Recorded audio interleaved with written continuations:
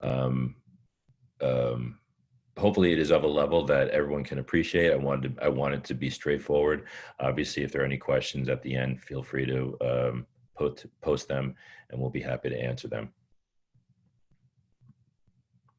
So overall, what is genetic testing? So genetic testing looks for specific inherited changes, otherwise known as variants in a person's genes. I go back as far as calling them mutations, but they're now called variants, which is fine. Genetic variants can have harmful, beneficial, neutral, or unknown or uncertain effects on the risk of developing diseases. There are some variants that are harmful in some genes and are known to be associated with an increased risk of developing cancer. And it is believed that these inherited variants are thought to contribute to as much as 5 to 10% of all cancers. This is not my family, just so you know. Genes in many of the known inherited cancers have as much as 50. Hold on one sec. I just want to make sure everyone is muted correctly. I also want to change a little bit on my screen. Forgive me. Okay. So genes involved in many of the known inherited cancer susceptibility syndromes have been identified. Whether someone carries a harmful variant in one of these genes can confirm whether a condition is indeed the result of an inherited syndrome. Genetic testing is also done to determine whether family members who have not yet developed an inherited cancer have inherited the same variant as a family member who is known to carry a harmful variant.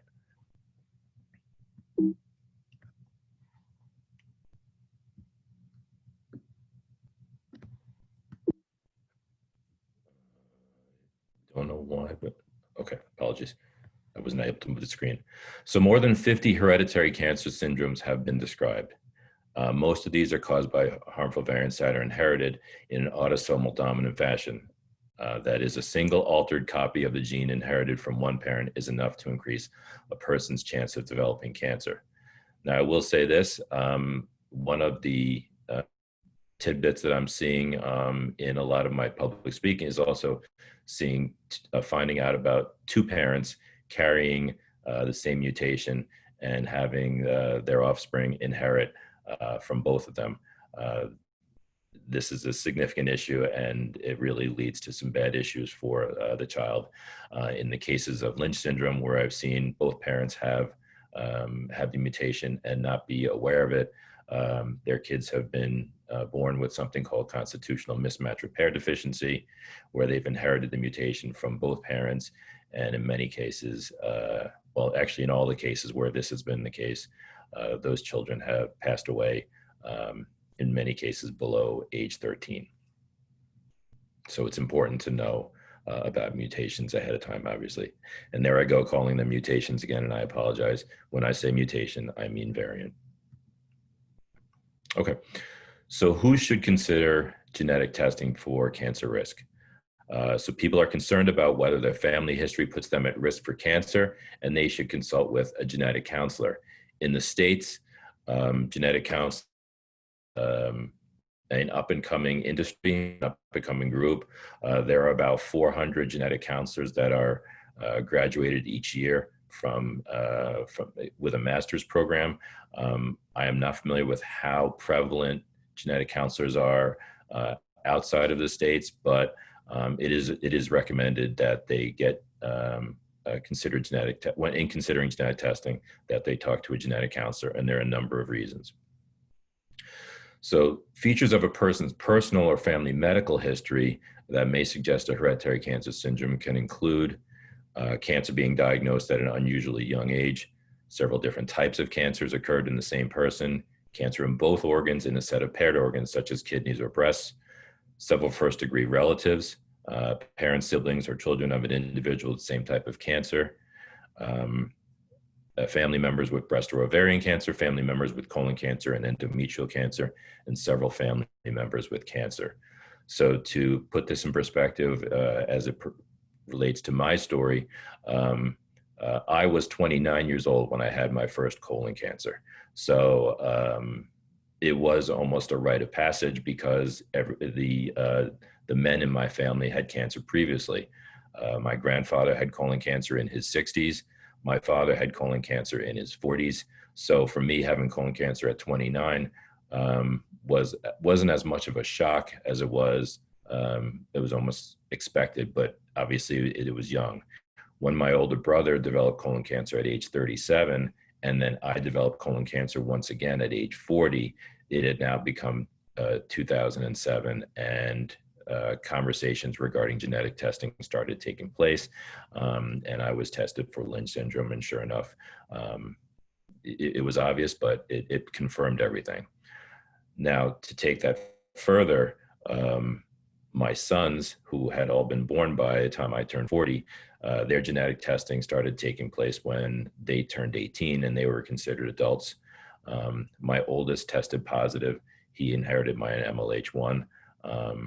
He is considered a previvor, which means there's a high percentage of him developing cancer. He just has not had it yet. My middle son tested negative, and my 16-year-old is not 18 yet, and he will get tested after he turns 18. So again, why is genetic counseling considered important and recommended? It is recommended before any genetic testing is done, and also recommended after genetic testing is done, especially if somebody tests positive. There are implications for both positive and negative, but to really understand what someone is being tested for, it would be good to have a genetic counselor have a conversation with that patient, or someone who's familiar with the implications of having genetic testing done. So what type of conversation will take place between a genetic counselor and a patient? So the appropriateness of genetic testing and the potential harms and benefits, because yes, there are harms as well as benefits that go to it. In my opinion, and in many others' opinions, the benefits outweigh the harms, but they are a topic of conversation. So there are medical implications for both a positive or a negative, and of course, an uncertain test result, because it does happen. There's a possibility that a result may not be informative. As I like to say, and many say, we are all carriers for something. So a patient may come back positive for something, but it is unknown what that effect would have on their risk moving forward. There are also psychological risks and benefits of genetic test results. I cannot overemphasize the psychological aspects of genetic testing, because they're very real. And they affect my family as well as just about everyone else's. When somebody comes back positive for a test result, obviously the first reaction is to test the family members who could potentially be affected as well. All of this has a conversation, a component of information that not every family is comfortable with. You have implications similar to mine, where your children are already born, and the only thing you can do is test to see if they have the variant that you have. Not all kids are prepared for it. Not all kids will get tested when they turn 18 and can make their own decisions. So there is an impact. And then you have additional impacts around getting together for family gatherings, or the way we used to get together for family gatherings for holidays and whatnot. And you may have somebody who has been tested, and you may have somebody who refuses to get tested. And the conversation is a very difficult one. So everyone should be prepared before they get tested to know the implications, both positive and negative. In addition, a genetic counselor or a clinician who's familiar should be able to know the best test to perform for a particular patient. Again, going back to 2007, when I had my genetic testing, you weren't doing the large panels the way we are now. You were focusing on specific genes. Maybe you did a Lynch panel that included, your traditional 5. Maybe you did a BRCA panel, just doing BRCA 1 and 2. Maybe you tested for APC. These were the type of things that you tested for back in the early days, in the early 2000s. Nowadays, I'm not saying that this is the case everywhere, but because of next generation sequencing, which is what we do at Kylos, it is more cost effective to sequence a whole panel of genes than it is to sequence one. It's just a matter of math, and it's a matter of economics. You don't always have to pick and choose. You can do a large panel. And to give you an idea, when my sons were tested, not only did we test them for MLH1, but we tested them for an entire panel of 34 genes. So unlike most other medical tests, genetic tests can reveal information not only about the person being tested, but obviously about that person's relatives. Just like me, I had to inherit it from somebody. I inherited it from my father, who inherited it from his father. My aunt did not inherit it, so it stopped there, which worked out well. Again, family relationships can be affected when one tests positive, and the family dynamic kicks in, and you have others that may need to get tested. Some have different opinions on how useful it is. I'm not saying that this happens, but it does happen. Family members do not get tested and then find out later in life that they have a very advanced cancer. It's really difficult for this it's a difficult situation, and it happens all the time. Some want to know, some don't, and you have to respect that decision making. So how is genetic testing done? Genetic test options from which a health professional can select include, again, looking at single genes or those that look at multiple genes. So we call the latter type multi-gene panels, multi-gene tests. I'm going to assume everybody is familiar with that term, as it's been around for quite a while, and it is the most often chosen. I would say that 95% of all genetic testing done for hereditary cancer right now is a full panel, a multi-gene panel. So you can use blood, sometimes inside of the cheek, or skin cells, and of course saliva, obviously. The sample then goes to a laboratory specialized in genetic testing, obviously like Kylos, and we return Kylos, or any laboratory, returns the results, who can results all of the test. And of course, I put at the bottom, it can take several weeks or longer to get the results. I will tell you, back in 2007, when I had my genetic testing done, it took over 3 months to get the results. No, I'm not kidding. Nowadays, it takes probably less than 14 business days. I will vouch that I'm pretty sure Kylos is even a shorter turnaround time. Hold me to it if you need to. So what do results of genetic testing mean? So you can get a couple of different options. You can get a positive, come back positive for a certain genetic mutation, forgive me, variant. From there, you know your answer. It can go back negative. If you were only testing for MLH1 and it comes back negative, great. A true negative, you did a full panel and you came back negative for, which is what happened with my middle son. An uninformative negative is one of the tougher scenarios, and I do see this, where you have somebody who has a history that really just, it shows that you have a history of cancer that fits any of the boxes or any and all of the boxes that I was talking about previously. In my Lynch world, I see and hear about patients who have had the same colon cancer as a parent and a cousin, and somehow they all test negative. So that's considered an unimportant, because there's something there and you can't find the answer. Sometimes you have a variant of uncertain significance. I do not believe we're calling out those. We don't provide results on VUSs because those are very difficult. Until something is determined, I do not believe we are calling out VUSs. And then, of course, there are benign and harmless variants. As I like to say, we are all carriers for something. And just because you test positive for a variant does not mean it means you're going to get cancer in the future.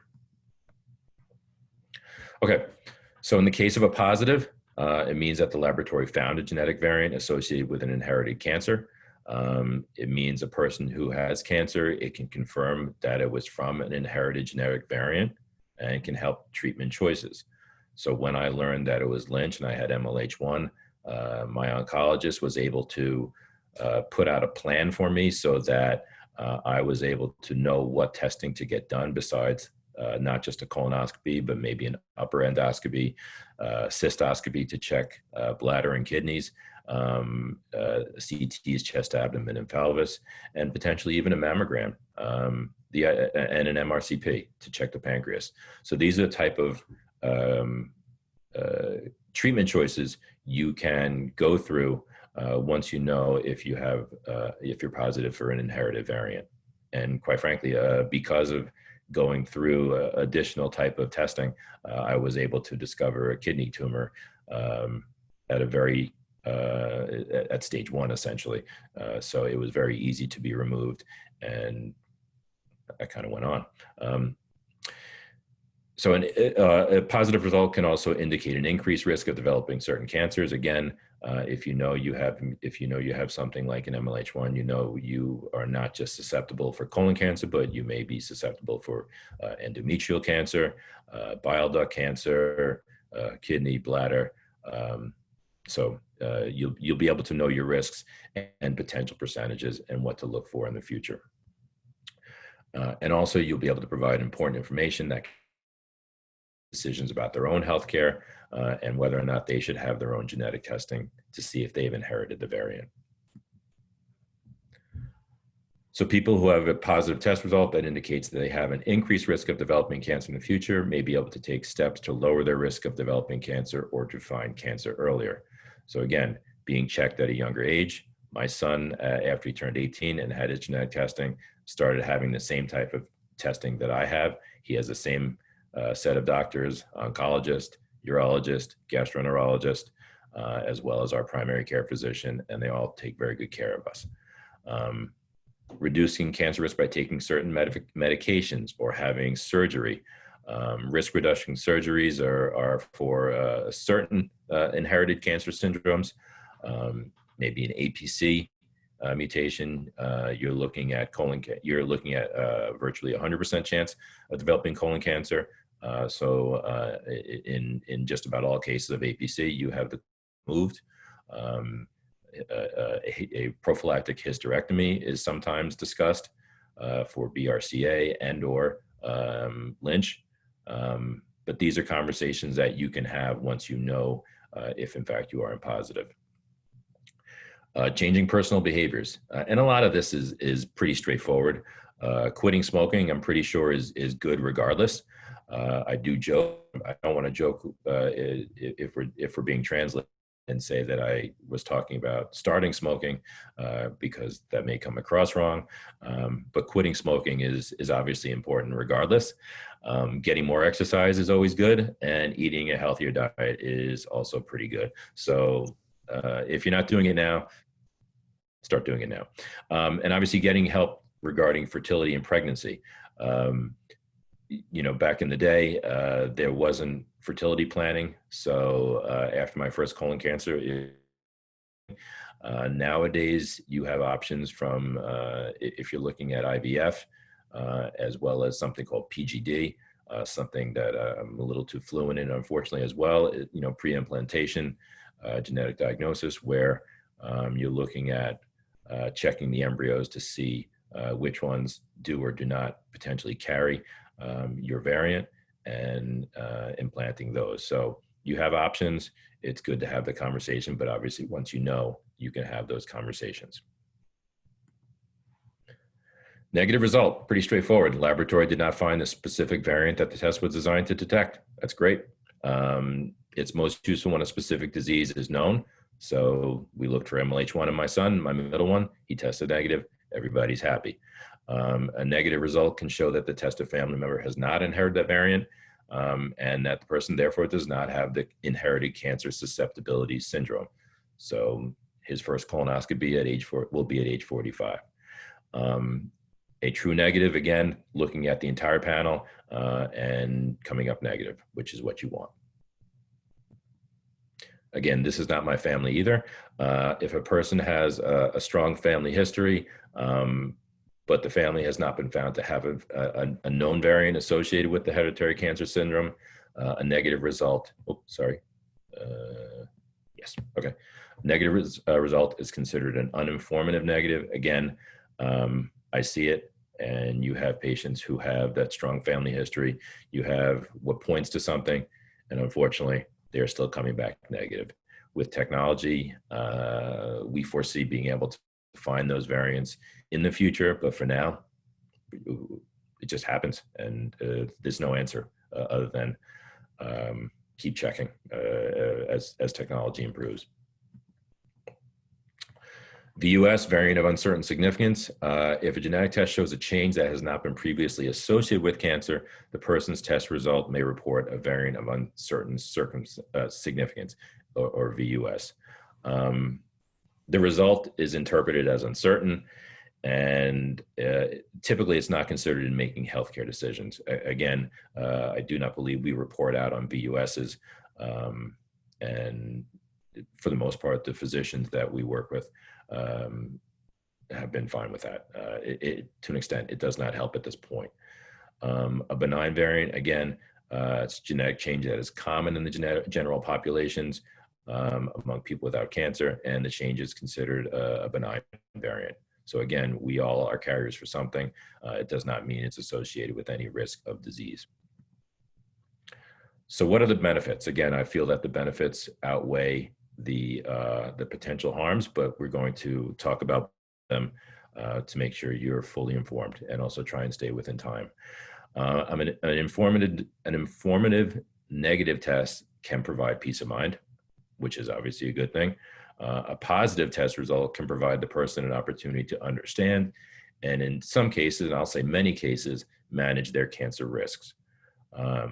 For people who are already diagnosed, it allows the person to make decisions about their treatment, understand their risk for other cancers, and of course, cascade screening, genetic testing provides an opportunity for family members to learn about their own cancer risks, which is super important. Knowledge is power. The more you know, prevention is better. You could say it over and over again. So yes, there are possible harms, and I don't like the term harm, but there are drawbacks to genetic testing. So again, most of it can be emotional, but some of it can be financial. So genetic testing can have potential emotional, social, and financial harms. So not learning of a potential variant, or having a variant and an increased cancer risk, you have to make decisions on how you're going to handle it, and those decisions can vary from day to day, and week to week, and month to month as time goes on. But you have to decide whether you're going to share those findings with blood relatives.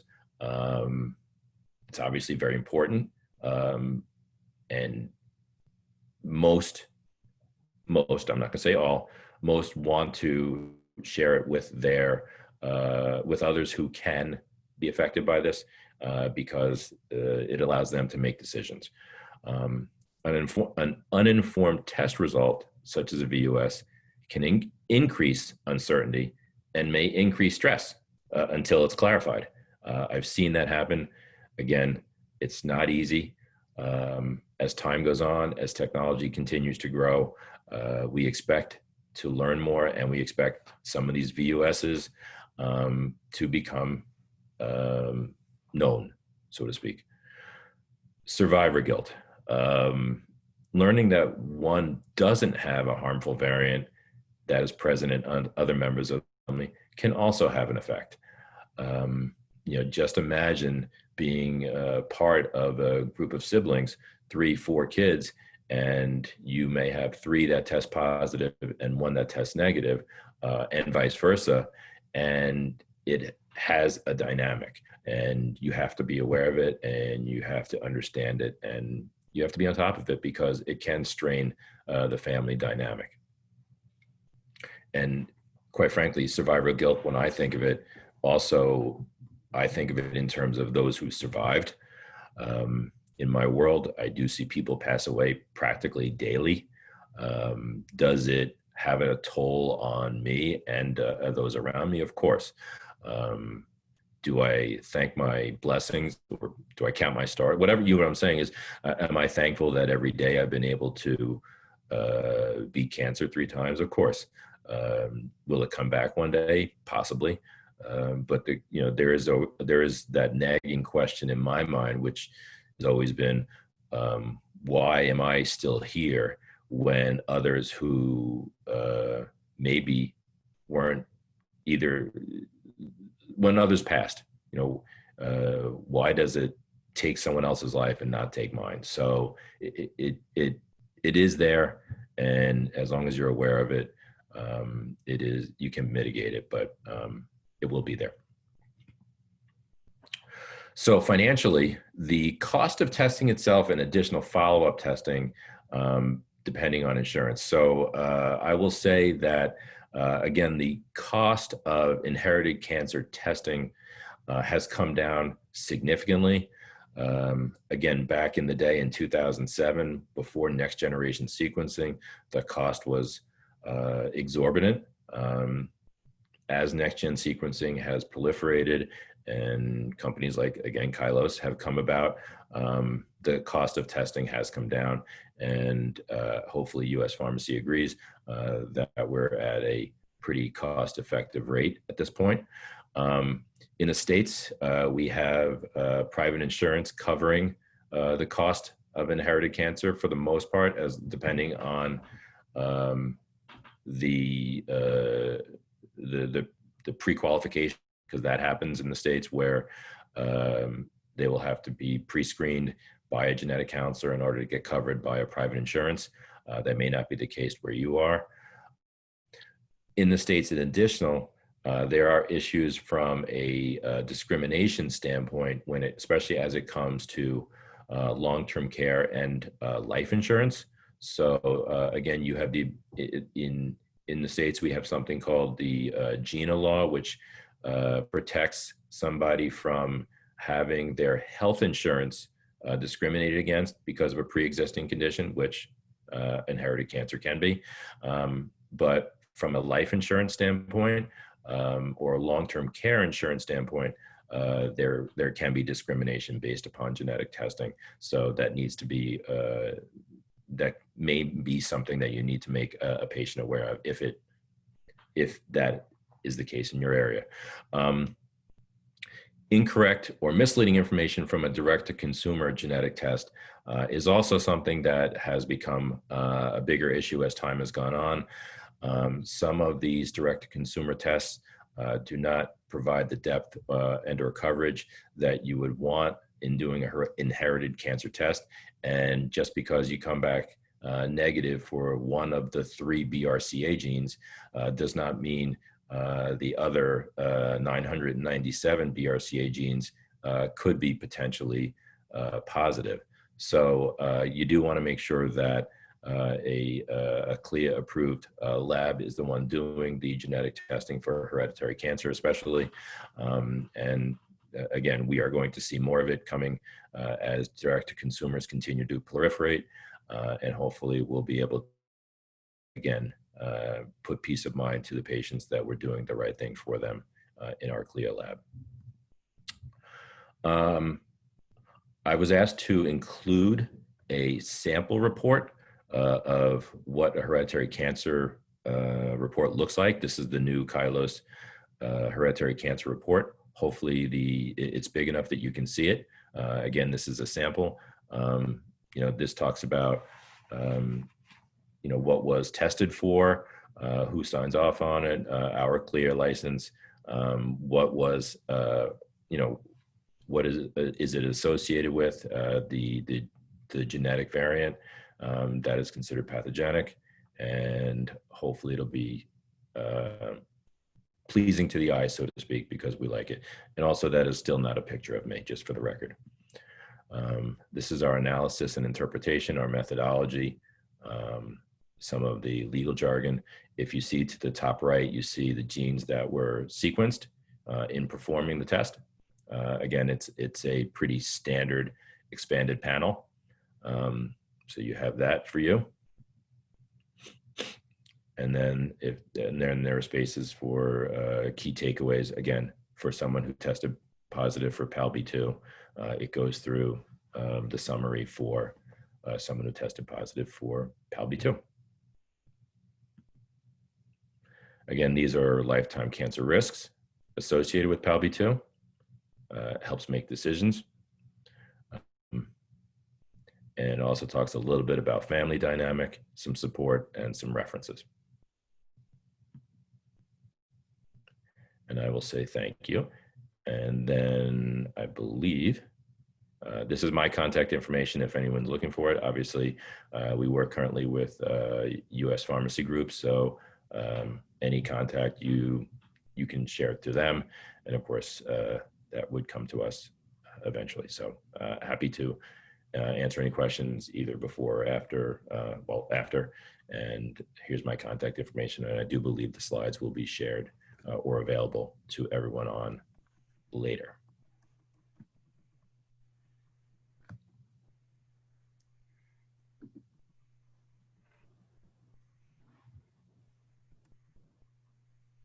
Excelente, muy buenas noches a todos. Muchas gracias, Dave, for this excellent speak you did to us, clarifying more about what is genetic test for patients, and especially to share with us your personal experience also too. Muchas gracias, Dave, por la excelente exposición y también por compartir con nosotros su propia experiencia. En realidad eso es muy gratificante para nosotros conocer sobre este tipo de test en cuanto al impacto sobre los pacientes y también a nivel del médico tener una idea de la importancia de que realmente requiere el paciente conocer cuando hay posibilidades de haber algún tipo de herencia con alguna variante genética para cáncer.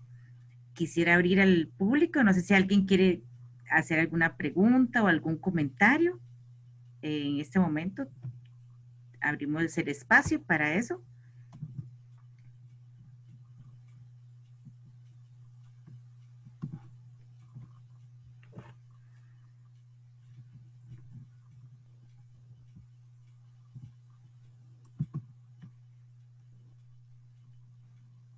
No sé si alguien tiene alguna pregunta o algún comentario. Si no, pues agradecer inmensamente a todos el estar esta noche acá, participar en la charla a Dave y a los participantes, Kelly Genetics, agradecer inmensamente de parte de US Pharmacy, mi persona, Sandra García y Ultiminio desde Panamá. Les agradecemos su presencia y quedamos a la orden cualquier consulta. Igualmente agradecemos a Alexandra Quesada, la intérprete que nos acompañó esta noche. Y quedamos a las órdenes. Esperamos que esta charla sea para uso y en su práctica clínica y sea de gran ayuda. Esperamos contar además con su participación en próximas actividades. Muchísimas gracias y muy buenas noches a todos. Buenas noches, gracias a todos los médicos de Panamá y Costa Rica por participar. Estamos a sus órdenes. Excelente. Muchísimas gracias y buenas noches.